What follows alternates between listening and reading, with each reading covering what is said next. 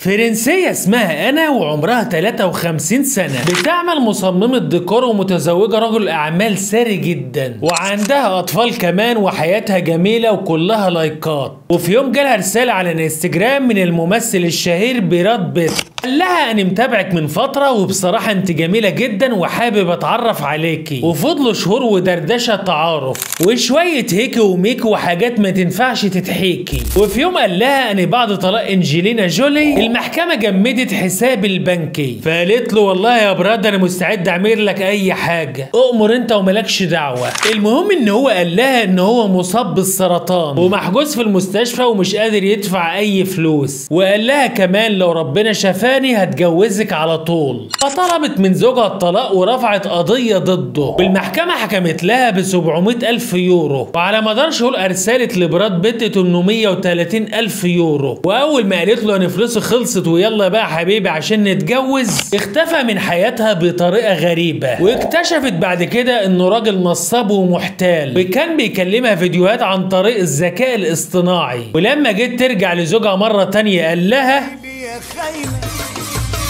ليه الشيطان وزي وبكتبه كان عقلي بكلمتين هزي، سلمت لي نفسي هتقولي مظلوم من الحب محروم.